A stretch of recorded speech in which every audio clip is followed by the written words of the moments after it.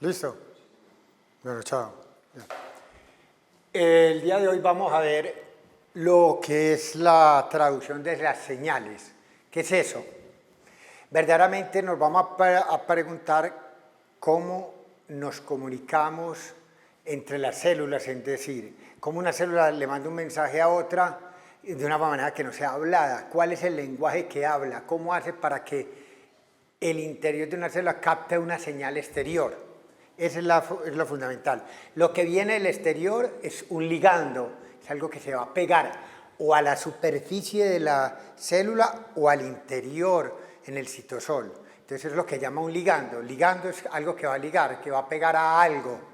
Bien sea lo que a lo que se pegue sea algo localizado en la membrana o algo intracitosólico. Entonces es muy importante verlo. Generalmente, ¿qué tipo de señales de comunicación vienen de afuera? Mensajes que vengan de afuera representados por ese ligando. Son señales externas que vienen de tipo químicas, muchas, o físicas. Luz, es física, alguna onda en especial, temperatura, son cosas físicas, y químicas son muchas de las señales que el ser humano va a presentar. De hecho, la gran mayoría de las reacciones, de la señalización que uno manda, de los mensajes que uno lo manda con señales químicas. Ahora, ¿quién recibe?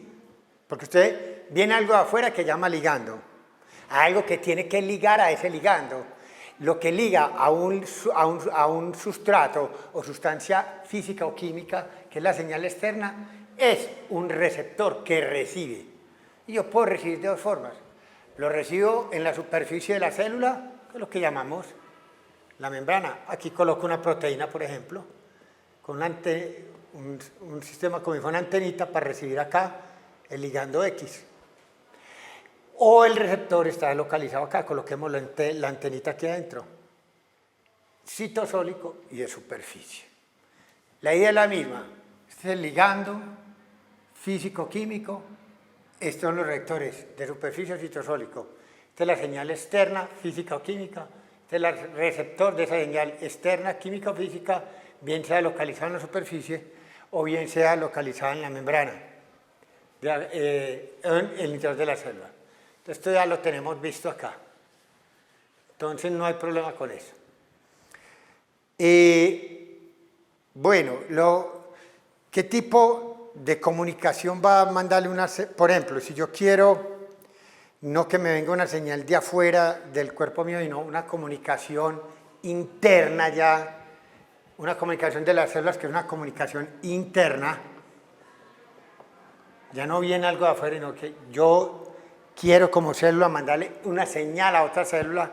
Entonces, esa célula que va a mandar la señal se vuelve como el equivalente a lo externo, que va a mandar una señal química o física para que llegue a otra célula a la cual se tiene que recibir esa señal, bien sea en la superficie o en el citosol.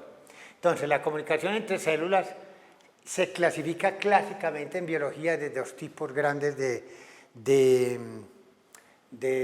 comunicación. Un tipo de comunicación es lo que llamamos endocrino, que es una verdadera comunicación celular endocrina.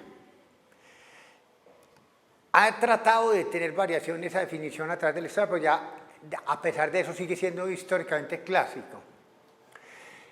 Una sustancia que considera endocrina cuando la produce una célula, por ejemplo, una célula acá del hipotálamo, manda la hormona por la sangre, viaja a grandes distancias y por allá, bien lejos del sitio original donde se originó la señal, en este caso química, pero pudo haber sido de otro tipo como físico, su efecto se ve lejano al sitio donde se produce. Entonces supongamos que aquí hay un órgano X, esto va por la sangre, supongamos que esto es sangre, que es una variación muy común, viaja un terreno largo y llega a un órgano Y tiene esta sustancia algún efecto acá. Entonces, X se produjo acá, viene a esta célula y aquí va a tener un efecto. Tuvo un viaje largo por sangre. Generalmente eso es lo que hacen no siempre, pero es la gran mayoría de los esquemas. Esto es lo que llaman una sustancia endocrina, una endocrina, que es una manera de comunicarse. El otro tipo de comunicación es todavía más particular. En esta comunicación que nosotros planteamos, pues supongamos aquí tenemos una célula Y de un tejido secreta una sustancia W, por decir algo, y viene y actúa, la recibe aquí un receptor de esta otra célula que es del mismo tejido, pongámoslo confinado así, es del mismo tejido, y muy cercano a él ya está esta célula con el receptor. W se pega acá y aquí tiene efecto. Esto no viajó grandes distancias, Entonces, ¿qué ocurre con eso?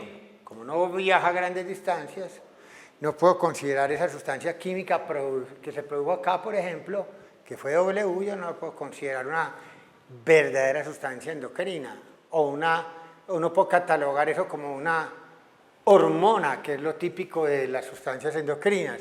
Las hormonas generalmente tienen una tendencia a viajar grandes distancias, viajan por la sangre al órgano, pues donde vayan a tener algún efecto en especial.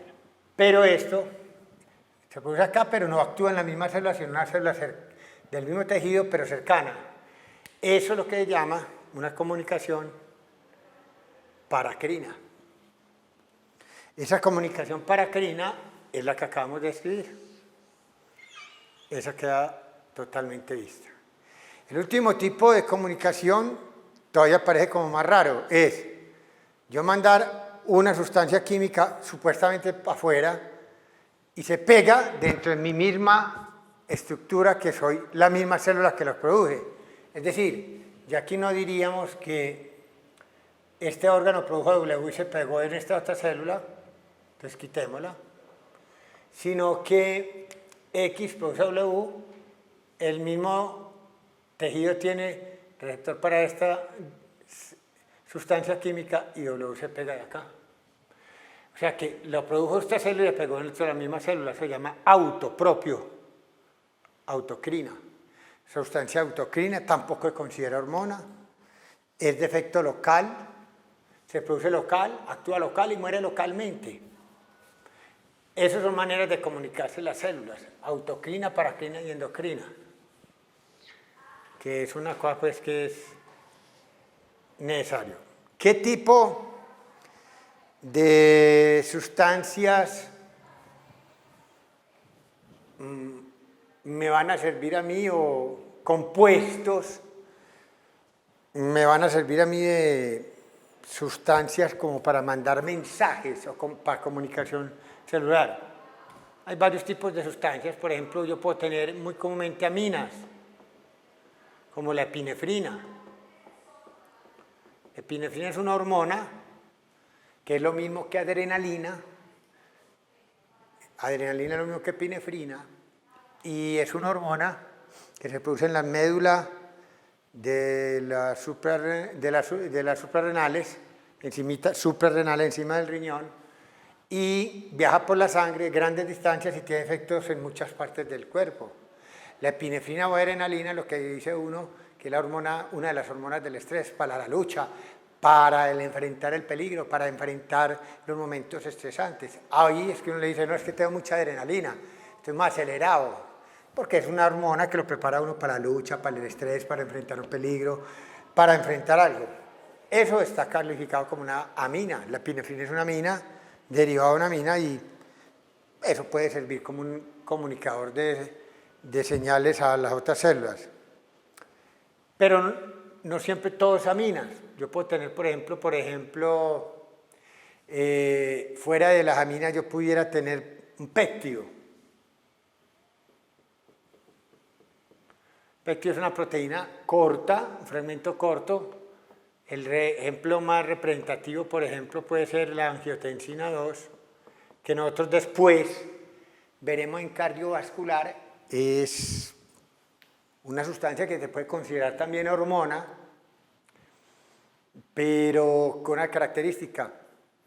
Es una proteína corta y las proteínas cortas se llaman péptidos, generalmente aquí pequeños, no son muy grandes, son oligopéptidos verdaderamente, y la angiotensina 2 va a tener muchos efectos en los vasos sanguíneos, en los riñones, incluso puede tener algunos efectos a nivel del corazón mismo, que después nosotros le veremos el significado porque no es nuestro objetivo ahora dedicarnos a eso.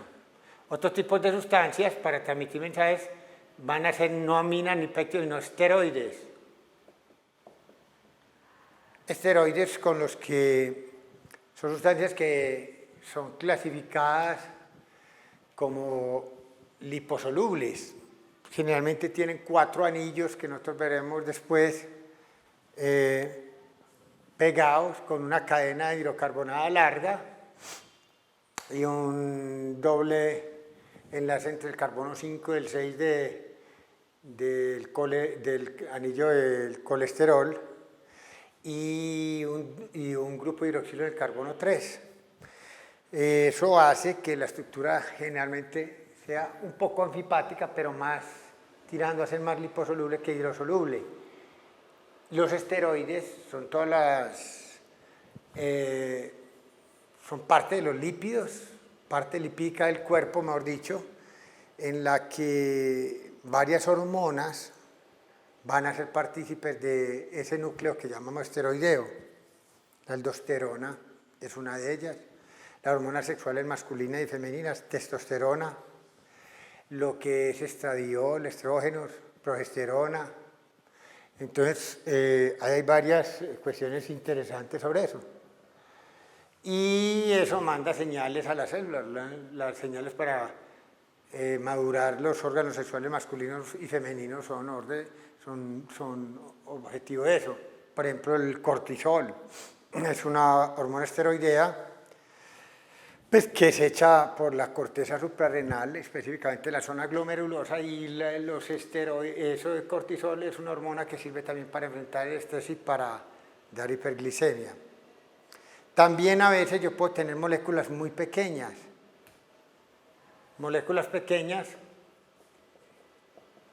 que me puedan servir de señales.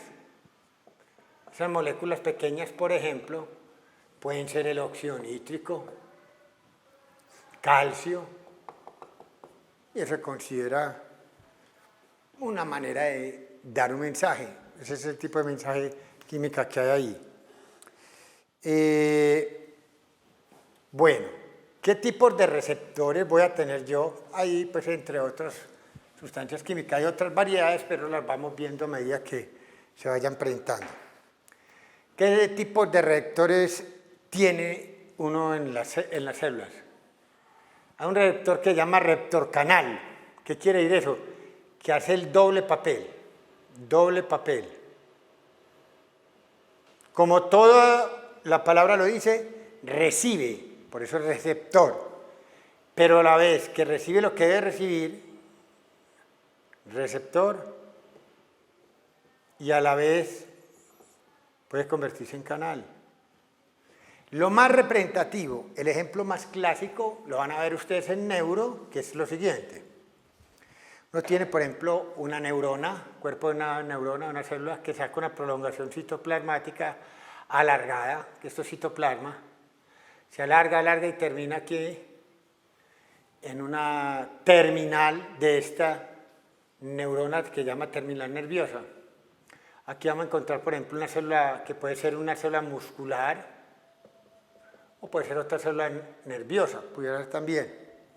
Pero acá, en esta membrana de la célula que va a estar enfrentada a esta, aquí va a haber una capacidad de tener una proteína que está con un receptor acá, una antenita. Esta neurona va a acercarse a esto y esta cercanía se va a llamar sinapsis o unión. Esto es antes de la unión, o sea, la terminal nerviosa se llama presináptica y ya lo que es la otra se la llama postsináptica. y esta es la sinapsis, pre-sinapsis, possinapsis. Es decir, presináptico es todavía no haber caído en este huequito acá, este espacio. Sinapsis es acá y lo que recibe de esa sinapsis es la postsináptica, que sería la célula acá muscular. Esta sería la terminal nerviosa, que la vamos a colocar terminal nerviosa. Aquí van a existir unas vesículas con sustancias químicas acá. Químicas.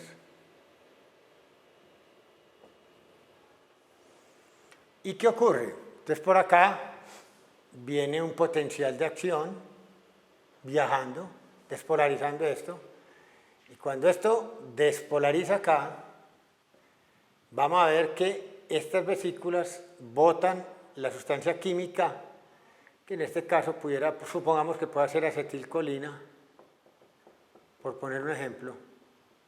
La acetilcolina va y se pega de este receptor postsináptico, ¿correcto? ¿Qué pasa acá? Cuando la acetilcolina se pega al receptor, este receptor sufre un cambio de conformación. Y al sufrir un cambio de conformación, abre un roto, un poro acá. Entonces es como que abre un porito por acá, y por acá pueden moverse iones. Ese es un receptor entonces que se volvió a lo último, se volvió canal. Sirve al mismo tiempo para recibir la señal y al mismo tiempo sirve ¿para qué? Para terminarla. Es decir, para dejar pasar un ion y que pueda terminar la señal bien transmitida. Hay otra serie de receptores en las células que son particularmente denominados asociados a proteína G. ¿A qué se llama eso? Aquí hay un receptor, aquí recibe la sustancia química X, y ellos buscan asociarse con unos amigos acá, que llaman proteína G, que pueden ser de dos tipos. G con 3 proteínas juntas en una, que se llama trímeros, triméricas,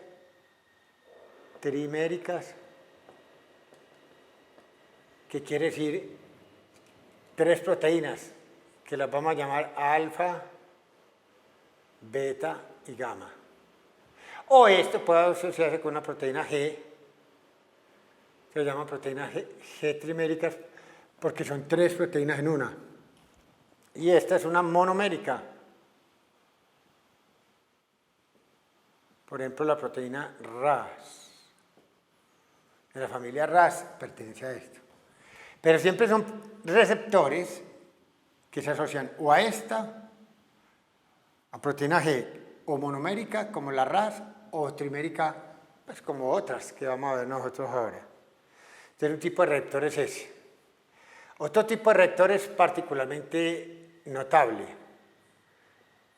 Aquí tiene las veces de receptor. Cuando él recibe a X, generalmente se junta con otro receptor y empieza a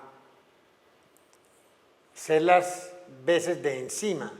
Es un receptor que recibe y a la vez es capaz de convertirse cuando recibe el ligando, pero únicamente cuando recibe el ligando es capaz de hacer una reacción enzimática. Y al hacer la reacción enzimática se le llama receptores catalíticos. Después vamos a ver más sobre eso.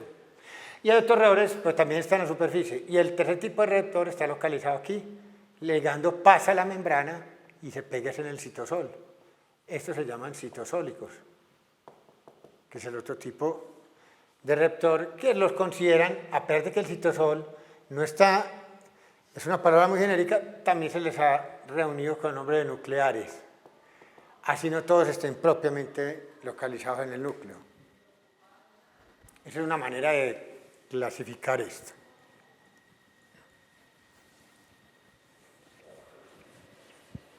Bueno, lo otro que nosotros tenemos que tener como generalidades para dejar esto en claro es lo siguiente.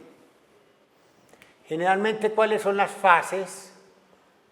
Sin ser muy estricto, sino lo general, para una señalización.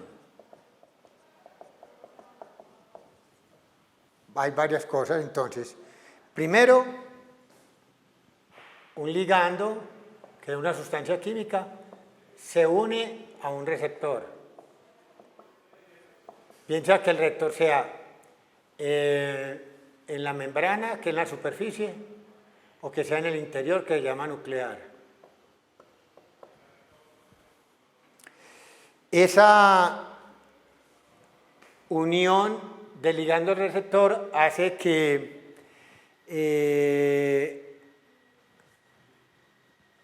el receptor cambie conformación y sirva para generar, se origina la generación de un segundo mensaje.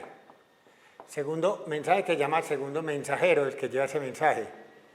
Porque el receptor, gracias a que el receptor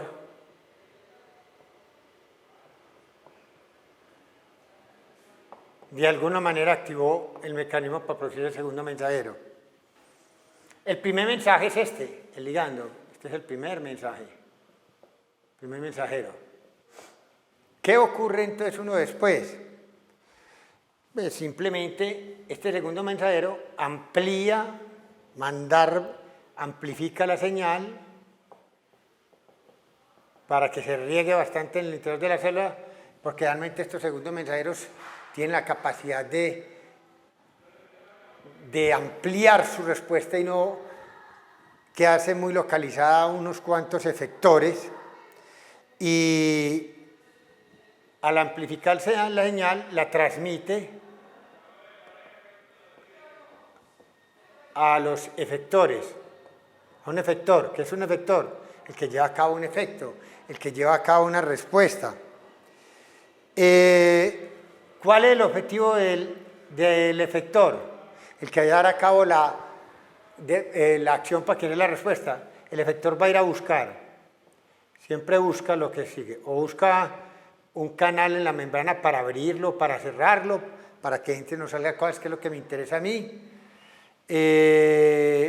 Puede ser que yo busque una enzima para que me altere una reacción metabólica que en ese momento me interesa o no. Por ejemplo, producir mucha glucosa para defenderme de un ataque que me va a sufrir el organismo y necesito buena energía para obtener la parte de la glucosa. Pues puede ser que yo necesite hacer glucosa, entonces tengo que alborotar las enzimas para hacer glucosas. Puede ser que a mí me interese entrar a un canal iones para poder hacer potenciales de acción y salir corriendo, porque necesito huir. O el tercer tipo de este efector es buscar afectar lo que llamamos un factor de transcripción. Los factores de transcripción son generalmente proteínas que van a ir al núcleo, y cuando van al núcleo van a afectar la producción de nuevas proteínas que me interesarán para crecer, para morir, para atacar algo. Cuando una célula está muy enferma necesita morir, cuando necesita sobrevivir y está en buenas condiciones atacar a otra en caso de que se una del sistema inmune. El hecho es que todo esto me va a dar lugar a mí estos tres, o ataca un canal, o una enzima, o un factor de transcripción. Lo que termina formando esto es una respuesta. Y esa respuesta, generalmente, hay que terminarla. Tiene que iniciarse, iniciación, y tiene que tener una terminación. Porque si la respuesta la dejo estimulándola y nunca la acabo, yo corro el riesgo en un momento dado que la respuesta quede dando la orden a toda hora de lo mismo, y eso es lo que produce una de las teorías del cáncer. Una señal continua de crecimiento que sería verdaderamente un desastre. Frecuentemente para amplificar la señal, los efectores pueden lograr hacer esto utilizando sistemas de fosforilación y desfosforilación. En biología se utiliza mucho esto. Unas veces fosforilar, que es pegar fosfatos, activa algo, otras veces lo inactiva, otras veces al revés. Pero siempre que yo fosforilo, tener la posibilidad de fosforilazo. Lo que fosforila se llama quinasas.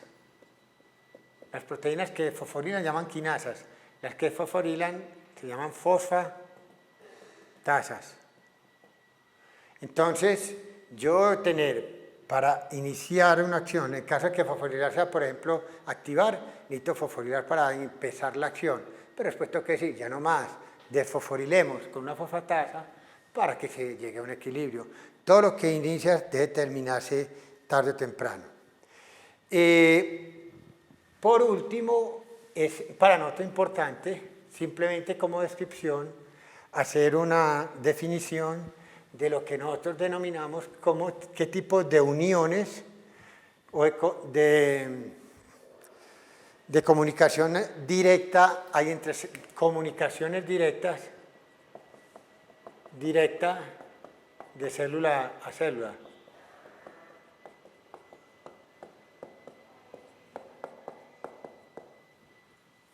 Y en esas tenemos muy claro. Una es esta, una célula